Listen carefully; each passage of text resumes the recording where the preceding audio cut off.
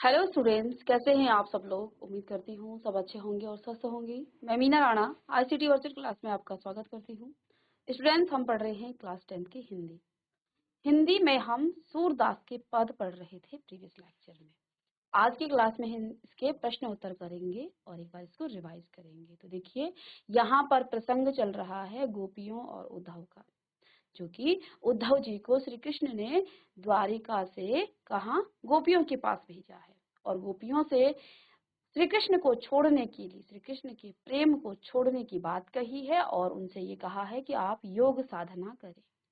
ठीक है, तो यहाँ पर अब गोपियां उद्धव को व्यंग कसती हुई कह रही हैं कि उद्धव तुम हो अति बड़ भागी, अपरस रहत स्नेह सदाही, तगाते नाहिन मन अनुरागी, पुरैन पात रहत जल भीतर, तारस देह न दागी, जू जल माह तेल की गागरी, बूंद न ताको लागी, प्रीति नदी में पाँव न बोर्यो, दृष्टि न रूप परागी, सूरदास अबला हम भोरी, गुर चाटी जो पागी। तो यहाँ पर गोपियों ने उद्धव को क्या कहा है कि हे उद्धव, अब यहाँ व्यंग कस रही हैं। व्यंग क्या होता है कि किसी बात को जो है उसका बिल्कुल विपरीत बोलना। जैसे कि आप कई बार आपके प्रश्न उत्तर जो है आपके जो मार्क्स कम आ जाते हैं तो आपके टीचर्स भी आपको कहते हैं वेरी गुड, बहुत अच्छे। ठीक है, तो ये एक व्यंग है आपके लिए। तो यहाँ पर उद्धव को व्यंग कसती हुई क्या कहती हैं कि हे उद्धव, तुम बड़े ही भाग्यशाली हो, क्योंकि तुम जो हो कृष्ण प्रेम में नहीं जो है तुम उलझ पाए, कृष्ण के साथ रहकर भी तुम जो है कृष्ण प्रेम में नहीं पड़ पाए। पूरे न पात, अब यहाँ उद्धव को क्या बताया है कि तुम जो हो कमल के पत्ते के समान हो, जो जल में रहते हुए भी जल उसको छू नहीं सकता है। जो जल माह तेल की गागरी, जिस प्रकार से तेल की गगरी को पानी में डुबोने से उस पर कोई प्रभाव नहीं पड़ता है, बूंद न ताको लागी, एक बूंद भी उस पर नहीं लग पाती है, ऐसे ही तुम हो। प्रीति नदी में पाँव न बोरो, दृष्टि न रूप परागी, तुम प्रेम सागर भगवान श्री कृष्ण के साथ रहकर भी उसमें जो है डूब नहीं पाए, उसमें तुमने अपने ना तो पाँव डाले और ना ही तुम्हारी दृष्टि जो है कृष्ण भक्ति कृष्ण प्रेम पर पड़ी है। सूरदास अबला हम भोरी, गुरु चाटी ज्यों पाकी। तो यहाँ पर गोपियों ने क्या कहा है कि हम अबला नारियां हैं, तुम जो हो बड़े बुद्धिमान हो, हम जो हैं अबला नारी हैं, और हम जो हैं उसी प्रकार से अज्ञानवश, चाहे आप तुम जो भी कह लो, हम उसी प्रकार से जैसे कि गुड़ पर चींटियां चिपक जाती है और उसी पर जो है कई बार उनकी मृत्यु भी हो जाती है। तो कहते हैं हमने कृष्ण को इस प्रकार से जकड़ लिया है, जैसे जिस प्रकार से चींटी जो है प्राणों का बलिदान देकर भी उस गुड़ को नहीं छोड़ती है, ऐसे ही हम भी अब कृष्ण को नहीं छोड़ सकते हैं। तो आप लिखेंगे किस प्रकार से इन पंक्तियों में गोपियां उद्धव से व्यंग कसती हैं और कहती हैं कि तुम बड़े ही भाग्यशाली हो जो कृष्ण के पास रहकर भी उनके प्रेम और स्नेह से वंचित हो। तुम कमल के उस पत्ते के समान हो जो रहता तो जल में है परंतु जल में डूबने से बचा रहता है। जिस प्रकार तेल की गगरी को जल में भिगोने पर भी उस पर पानी की एक बूंद नहीं ठहर पाती, ठीक उसी प्रकार तुम श्री कृष्ण रूपी प्रेम की नदी के साथ रहते हुए भी उसमें स्नान करने की बात तो दूर, तुम तो कृष्ण प्रेम की एक छींट भी नहीं, तुम पर जो है एक छींट भी नहीं पड़ी।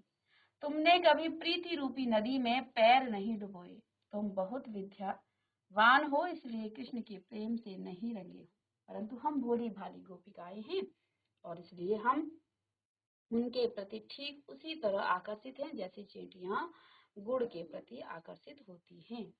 हमें उनके प्रेम में लीन, हम जो है उनके प्रेम में लीन हैं। ठीक है, चलिए इसे नोट करें। और इसके बाद नेक्स्ट हमने पढ़ा था मन की मन ही माज रही, कहिए जाए कौन पे उधो, ना ही परत कही अवधि असार आस आवन की, तन मन बिथा सही, अब इन जोग संदेशनि सुनि सुनि, विरहिनी विरह दही, चाहती हुती गुहारी जितहि तय, उर तय धार बही, सूरदास अब धीर धरही, क्यों मर जादा न लही। अब इन पंक्तियों में गोपियों ने क्या कहा है, उद्धव से वो कहती हैं कि उनके मन की बात तो मन में ही रह गई, वे कृष्ण से बहुत कुछ कहना चाहती थी परंतु अब वे नहीं कह पाएंगी।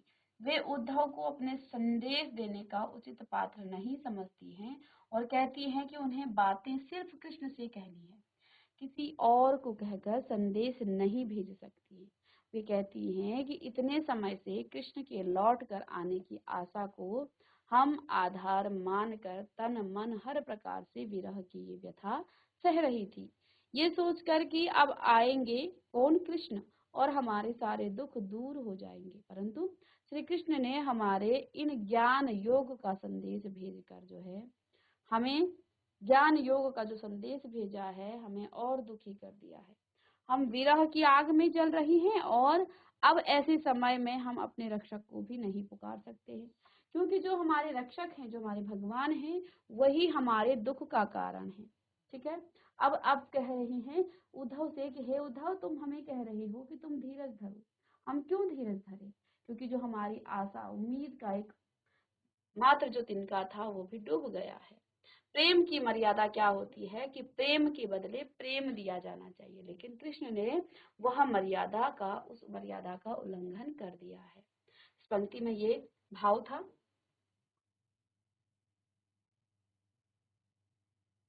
तीसरे पद में यहाँ पर क्या कहती हैं, हमारे हरिहारिल की लकड़ी मन क्रम वचन नंद नंदन उर यह दृढ़ करी पकड़ी जागत सोवत स्वप्न दिवस निसी कान्ह कान जकरी सुनत जोग लागत है ऐसो जो करोई ककरी सूतो व्याधि हमको ले आए देखी सुनी न करी यह तो सूर तिनहि ले सौंपो तिनके मन जिनके मन चकरी।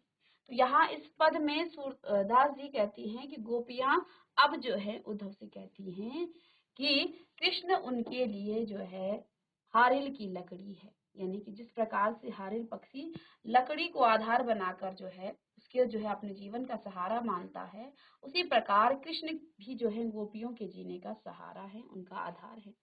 उन्होंने मन वचन कर्म और से जो है नंद बाबा के पुत्र श्री कृष्ण को अपना लिया है, अपना मान लिया है। गोपियां कहती हैं कि जागते हुए सोते हुए दिन में रात में स्वप्न में हमारा रोम रोम कृष्ण नाम जपता रहता है। उन्हें उद्धव का जो संदेश है वो ऐसा प्रतीत होता है जैसे कि कोई कड़वी ककड़ी हो। हमें कृष्ण की, आप कहती हैं गोपियां कि हमें तो कृष्ण का प्रेम रोग लग चुका है, क्योंकि इससे जो है अब जो आप संदेश लाए हो इसको ना हमने कभी सुना है और ना ही इसको कभी भोगा है, ना देखा है। तो इसको हम जो है संदेश को जो है अब आप हमारे पास मत लाइए। ये संदेश आप उनको जाकर दे दीजिए जिनका मन चंचल रहता है, स्थिर नहीं रहता है। हमारा मन तो स्थिर हो गया है, हम पहले ही कृष्ण के हो चुके हैं, कृष्ण में ही हमारा मन लग चुका है। अब हम तुम्हारे इस योग साधना का जो संदेश है उसको हम स्वीकार नहीं करेंगे। ठीक है। तो ये भाव यहाँ पर था।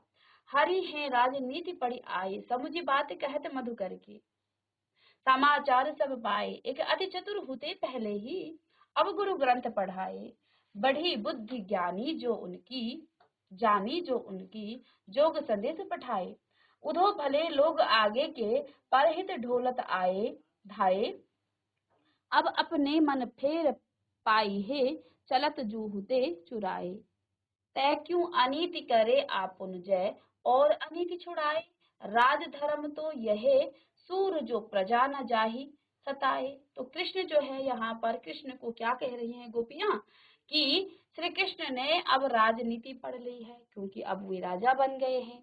गोपियां बात करती हुई व्यंग पूर्वक कह रही हैं कि वे तो पहले से ही बड़े चालाक थे। कौन? कृष्ण। ठीक है। पर अब तो उन्होंने, क्योंकि वो राजा बन गए हैं, बड़े बड़े ग्रंथ उन्होंने पढ़े होंगे, तो अब तो वो बहुत बहुत बड़े बड़े जो हैं ग्रंथ पढ़ चुके हैं। ठीक है। जिससे उनकी बुद्धि और बढ़ गई होगी, तभी तो हमारे बारे में सब कुछ जानते हुए भी उन्होंने हमारे पास उद्धव से योग का संदेश भेजा है। उद्धव जी का इसमें कोई दोष नहीं है। ये भले लोग हैं जो दूसरों के कल्याण करने में आनंद का अनुभव करते हैं। गोपियां उद्धव से कहती हैं कि आप जाकर कहिएगा कि यहाँ से मथुरा जाते वक्त श्री कृष्ण जो है हमारा मन भी अपने साथ ले गए हैं। ठीक है। अब उसे आप वापस कर दें। वे अत्याचारियों को दंड देने का काम करने मथुरा गए थे, परंतु वे अब स्वयं अत्याचार कर रहे हैं। किस प्रकार का अत्याचार? कि वे गोपियों का मन अपने साथ ले गए हैं और साथ में अब हमें कह रहे हैं कि आप योग साधना कीजिए। तो कह रहे हैं कि आप हम उनसे कहिएगा कि आप, एक राजा का जो धर्म है, एक राजा का कर्तव्य क्या है कि वो अपनी प्रजा के साथ न्याय करे, उसका हित करे। लेकिन आपने तो हमारे साथ अन्याय कर दिया। एक तो आप हमारे मन को अपने साथ ले गए हैं, हमें कष्ट दे रहे हैं, क्योंकि आपने जो है, हमें उम्मीद थी कि आप आओगे। ठीक है, तो यहाँ पर जो है क्या कहती हैं कि तुम जो है अपने राजा से कह दो कि राजा का जो धर्म है वो क्या है, सबके साथ न्याय करना, अपनी प्रजा का हित का ख्याल रखे, उन्हें किसी प्रकार का कष्ट नहीं पहुंचाने दे, यही राजधर्म है। तो अब जो है गोपियां श्री कृष्ण को राजधर्म समझा रही हैं इस पद में कि आप तो, अब आपने राजनीति पढ़ ली है, आप पहले से तो बड़े चतुर थे ही, लेकिन जब आप यहाँ से गए, मथुरा गए, तो आपने वहां बड़े बड़े जो है ग्रंथ पढ़ लिए होंगे, लेकिन आपको ये नहीं पता है क्या कि राजधर्म क्या होता है, राजा का क्या धर्म होता है। राजा का धर्म होता है कि अपनी प्रजा के साथ वो हित करे, अन्याय न होने दे, उसको उनको वो न्याय पहुंचाए। ठीक है, तो यहाँ पर गोपियों ने कृष्ण पर ही व्यंग कर दिया कि अब आप हमारे मन को अपने साथ ले गए थे, अपने हमारे मन को वापस कर दे तो आप हमारे साथ तभी न्याय होगा। ठीक है, तो ये था इन पदों का यहाँ पर व्याख्या, अर्थ।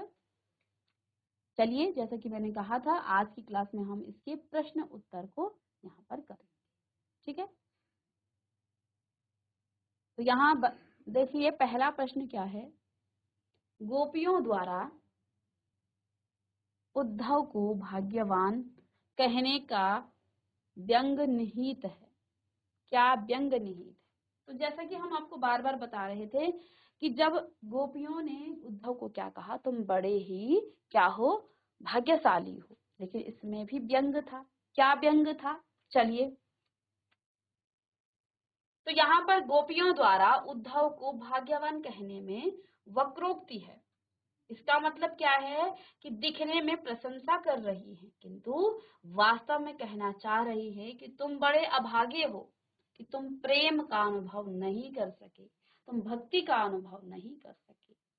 ठीक है, और ना किसी के हो सके, ना किसी को अपना बना सके, तुमने प्रेम का आनंद जाना ही नहीं, यह तुम्हारा दुर्भाग्य है। क्योंकि गोपियों ने यहाँ एक पंक्ति ये भी कही थी कि हमारे मन में बहुत सारी बातें हैं जो हमें कृष्ण को कहनी है, लेकिन हम तुम्हें वो बात नहीं बताएंगे, वो बात हम कृष्ण को ही बताएंगे, क्योंकि हम तुम्हें इसका उचित पात्र नहीं समझती हैं। ऐसा क्यों नहीं समझती हैं, तो इसमें भी गोपियों का व्यंग ही था कि तुम जो है प्रेम की बातें क्या जानो, तुम तो बड़े अभागे हो जो तुम कृष्ण के साथ रहकर भी कृष्ण से दूर हो, तुम भक्ति सागर के साथ रहकर भी भक्ति से दूर हो। तो ये व्यंग था गोपियों का यहाँ पर उद्धव को कहने का।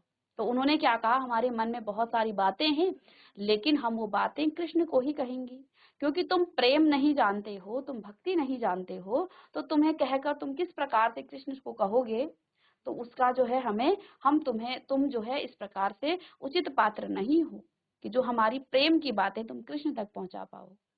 ठीक है, तो यहाँ पर व्यंग कसा है किसने, गोपियों ने। तो इसका उत्तर लिख लीजिएगा।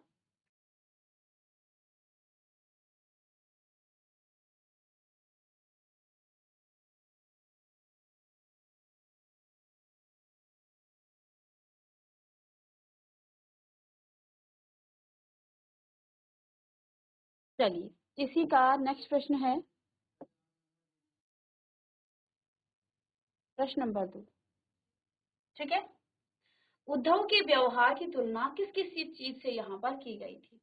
ठीक है, तो उद्धव के व्यवहार की तुलना किस किस से चीज से यहाँ पर आपने की थी, तो उद्धव के व्यवहार की तुलना की गई थी किससे, उद्धव के व्यवहार की तुलना सबसे पहले कमल के पत्ते से की गई थी, कि जो पानी में रहते हुए भी पानी से जो है वो जो है पानी उसे गीला नहीं कर सकता है। ठीक है, उस पर जो है पानी का कोई प्रभाव नहीं पड़ सकता है। क्यों ऐसा कहा, क्योंकि यहाँ पर गोपियों ने क्या कहा, तुम कृष्ण के मित्र होकर भी कृष्ण के नहीं हो पाए। ठीक है, तो ऐसे ही जो कमल का पत्ता है वो पानी में रहकर भी वो पानी से बिल्कुल अछूता रहता है, उसको पानी छू नहीं सकती। ठीक है, दूसरी तुलना की थी तेल में डूबी गागर से, जो तेल के कारण पानी से गीला नहीं होता है। तो दूसरा यहाँ पर क्या कहा था गोपियों ने कि तुम जो है तेल से जो डूबी गागर है उसके समान हो, जो पानी से बिल्कुल भी गीला नहीं हो सकता है। ठीक है, तो यहाँ पर दो चीजों से तुलना की थी उद्धव की।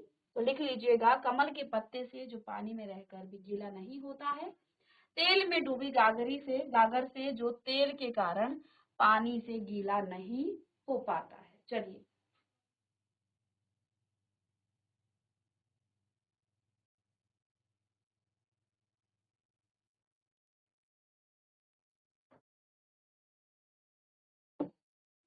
चलिए नेक्स्ट है प्रश्न नंबर 3। गोपियों ने किन किन उदाहरणों के माध्यम से उद्धव को की उल्लाहना की?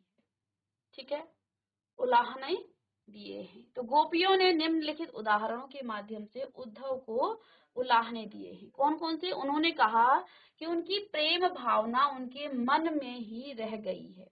वे ना तो कृष्ण से अपनी बात कह पाती हैं और ना अन्य किसी से। वे कृष्ण के आने की इंतजार में ही जी रही थी, किंतु कृष्ण ने स्वयं न आकर योग का जो संदेश भिजवा दिया है, इससे उनकी विरह व्यथा अधिक बढ़ गई है। ठीक है, तो वे उम्मीद कर रही थी कि कृष्ण आएंगे, लेकिन उन्होंने जो योग संदेश भिजवाया है उद्धव के पास, उससे उनकी विरह व्यथा जो है और अधिक बढ़ गई है। तीसरा, वे कृष्ण से रक्षा की गुहार लगाना चाह रही है, वहां से प्रेम का संदेश चाह रही हैं, परंतु वहीं से योग का संदेश की जो धारा को आया देखकर उनका दिल टूट गया है। ठीक है, चौथा क्या है? वे कृष्ण से अपेक्षा करती थी कि वे उनके प्रेम की मर्यादा को रखेंगे, लेकिन उन्होंने उनकी प्रेम के बदले प्रेम न दे करके योग संदेश भेज करके उनकी प्रेम की जो मर्यादा है उसको तोड़ दिया है। तो ये बातें यहाँ पर कृष्ण को कहा है किसने? गोपियों ने।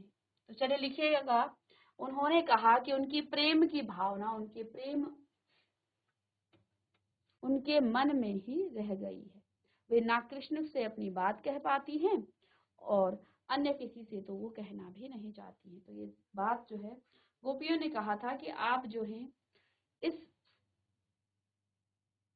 बात के जो है आप पात्र भी नहीं हैं कि हम अपनी बात, अपने मन की बात आपसे कहें और आप कृष्ण तक पहुंचाएं, क्योंकि आप तो प्रेम जानते ही नहीं हो।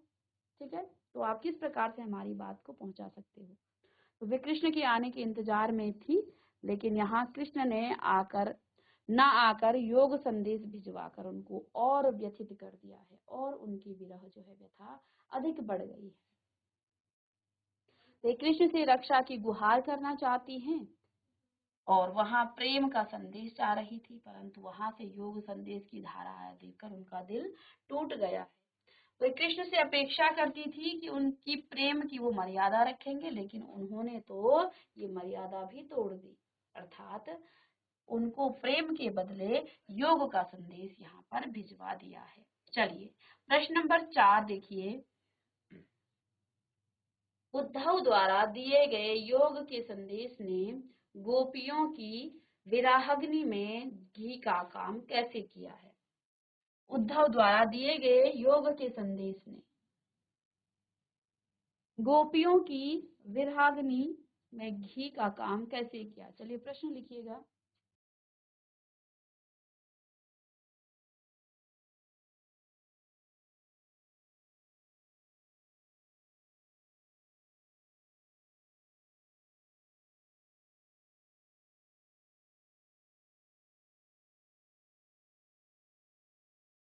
तो श्री कृष्ण के मथुरा चले जाने पर गोपियां पहले ही विराग्नि में जल रही थी।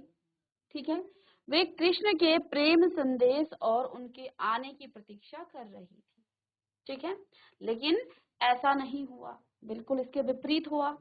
ऐसे में कृष्ण ने उन्हें योग का संदेश भिजवा दिया, जिससे उनकी व्यथा कम होने के बजाय और बढ़ गई। इस तरह उद्धव द्वारा दिए गए योग के संदेशों ने गोपियों की जो विरागनी है उसमें घी का काम किया है। ठीक है, तो देखिए इसका उत्तर, कृष्ण के मथुरा चले जाने पर गोपियां पहले से ही विरह में थी। कृष्ण के दूर जाने की विरागनी में वो थी। वे कृष्ण के प्रेम संदेश और उनके आने की प्रतीक्षा कर रही थी। वे कृष्ण के प्रेम संदेश और उनके आने का इंतजार कर रही थी, लेकिन ऐसे में कृष्ण ने उन्हें योग साधना का संदेश भेज दिया, जिससे उनकी जो व्यथा है वो कम होने के बजाय और अधिक बढ़ गई।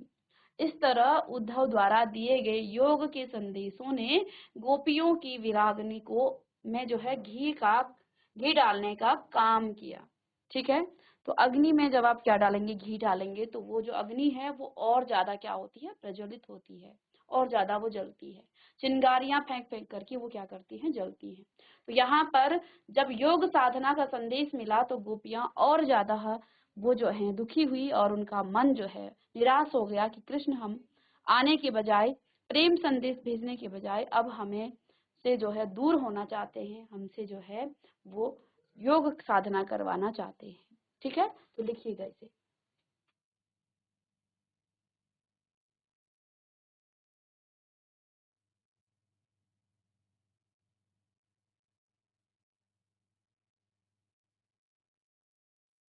चलिए, प्रश्न नंबर 5 है, मर्यादा न लही के माध्यम से कौन सी मर्यादा न रहने की बात की जा रही है।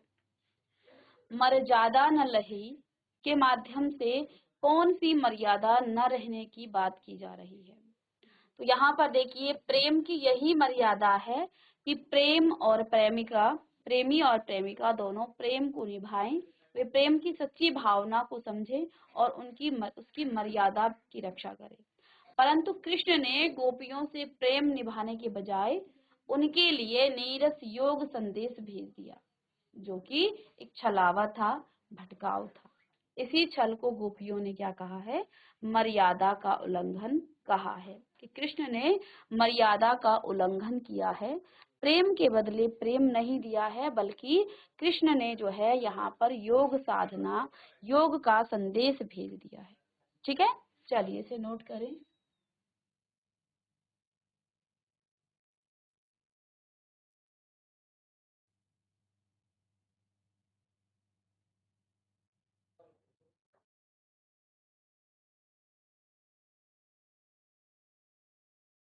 चलिए, प्रश्न नंबर 6 है, कृष्ण के प्रति अपने अनन्य प्रेम को गोपियों ने किस प्रकार अभिव्यक्त किया।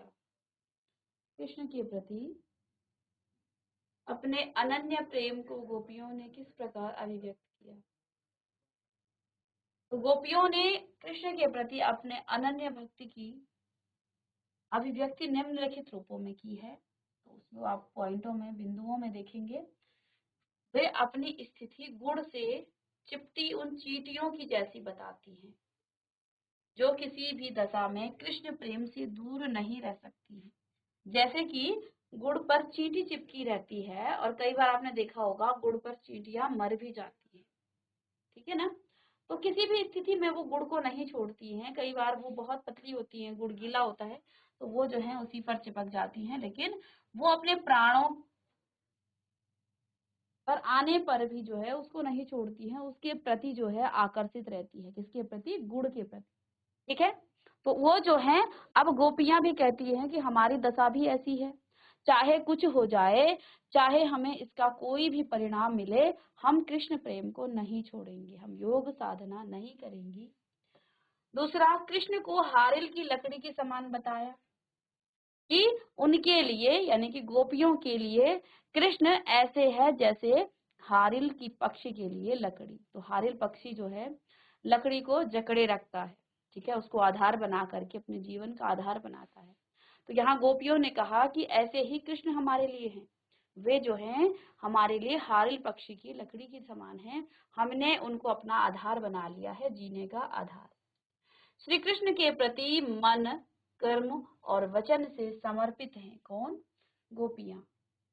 वे सोते जाते जागते दिन रात कृष्ण का जाप करती हैं। उन्हें कृष्ण प्रेम के आगे योग संदेश कैसा प्रतीत होता है, जैसे कड़वी ककड़ी। ठीक है, तो यहाँ पर इन पॉइंट्स को आप लिखिएगा कि वे अपनी स्थिति को गुड़ की पर चिपटी चींटियों जैसी पाती हैं, जो किसी भी दशा में कृष्ण प्रेम से दूर नहीं रह सकती। वे कृष्ण को हारिल पक्षी की जो लकड़ी है उसके समान मानती हैं। वे कृष्ण के प्रति मन, कर्म और वचन से समर्पित हैं। नेक्स्ट पॉइंट है, वे सोते जागते रात दिन कृष्ण का जाप करती रहती है। उन्हें कृष्ण प्रेम के आगे योग संदेश ऐसा प्रतीत होता है जैसे कड़वी ककड़ी हो। इसके बाद प्रश्न नंबर 7 है, गोपियों ने उद्धव से योग की शिक्षा कैसे लोगों को देने की बात की है। तो गोपियों ने क्या कहा है उद्धव को कि जो तुम योग संदेश यहाँ लाए हो वो जो है हमें मत सुनाओ, क्योंकि हम तो कृष्ण के हो चुके हैं। तुम ये जो संदेश है उन लोगों को सुनाओ जिनका हृदय जो है, जिनका मन स्थिर नहीं है, चंचल है। हम तो कृष्ण के हो चुके हैं, तो इसलिए उन लोगों को जाकर के योग साधना का संदेश सुनाओ जो स्थिर नहीं रहते हैं, जिनका मन चंचल है। तो यहाँ पर उद्धव ने कहा है किसको, कि वे गोपियों ने उद्धव को कहा है कि वे जो योग शिक्षा लाए हैं वो ऐसे लोगों को दें जिनके मन स्थिर नहीं है, जिनके हृदय में कृष्ण के प्रति सच्चा प्रेम नहीं है और जिनके मन में भटकाव है, दुविधा है, भ्रम है और चक्कर है।